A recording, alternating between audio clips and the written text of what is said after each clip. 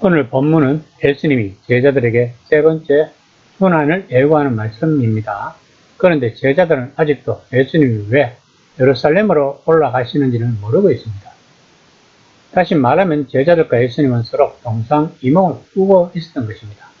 이들은 3년 동안이나 예수님을 따라다니면서 예수님의 기적과 이적을 체험하고 예수님에게 직접 말씀을 들은 자들입니다.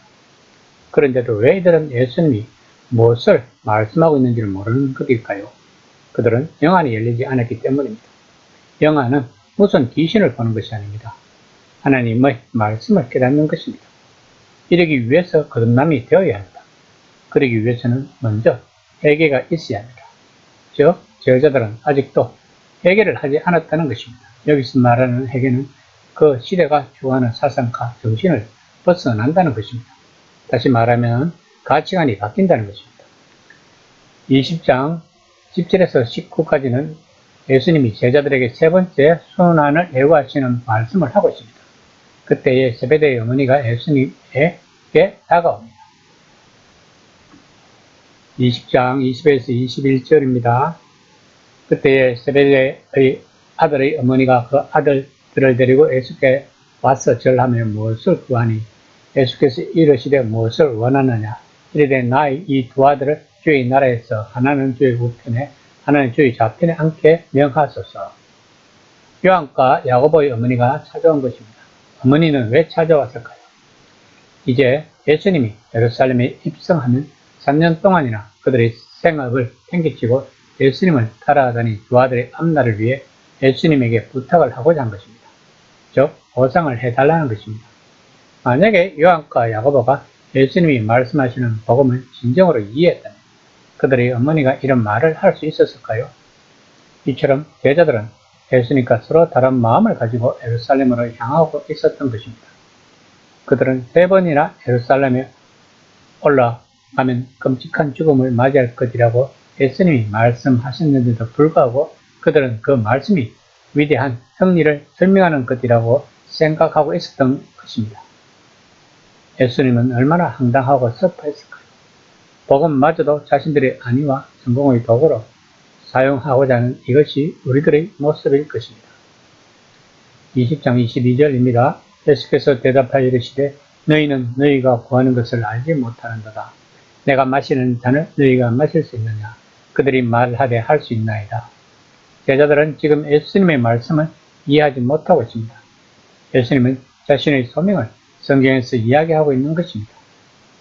이사야 51장 17절, 예레미야 25장 10에서 29절에서 말씀하고 있는 야훼의 진노의 잔에 대해서 이야기하고 있는 것입니다. 이 본문들은 하나님이 이 세상의 끔찍한 악을 몹시 슬퍼하시고 드디어 계획하셔서 난폭하고 잔인한 사람들, 교만하고 압제하는 사람들에게 그들의 행위에 합당하게 갚아주실 것을 이야기하고 있는 내용입니다. 그때는 마치 그러한 사람들에 대한 하나님의 거룩한 분노가 포도주로 변하는 것과 같을 것입니다. 진하고 신 포도주가 그들을 취하게 하고 무력하게 만들 것이라는 뜻입니다. 그런데 예수님이 그 잔을 자신이 직접 마신다고 말씀하시는 것입니다.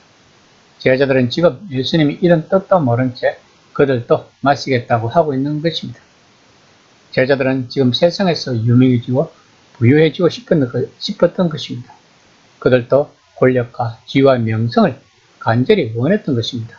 즉, 그들 자신이 세상의 교만한 지배자들과 닮아가고 있는 것이었습니다.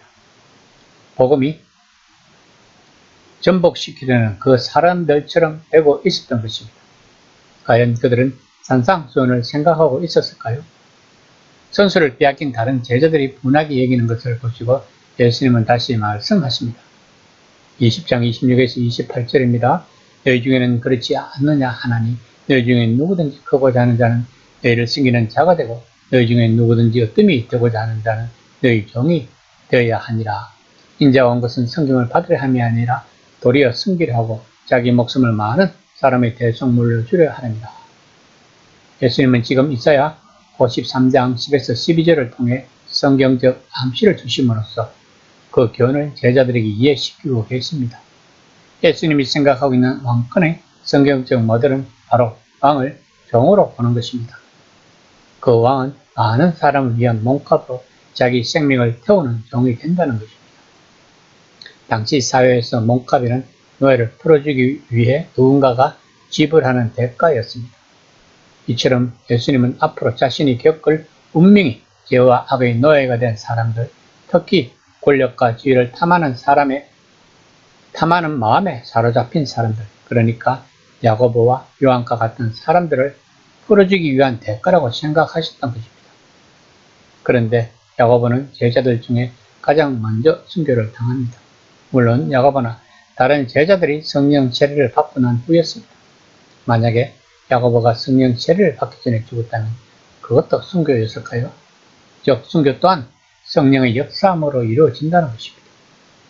우리들은 하나님의 종으로 부름을 받았다고 말들을 하곤 합니다. 그러면 우리들은 하나님을 위해서라면 섬김을 받으려 하면 안 되고 도리어 섬겨야 한다는 것을 명심해야 한다는 것입니다. 즉 우리들이 예수님과 공유할 것은 영광과 권세가 아니라 수치와 죽음인 것입니다. 이 시간 나는 하나님의 종으로서 무엇을 추구하고 있는지를 한번 생각해보는 시간이 되었으면 합니다.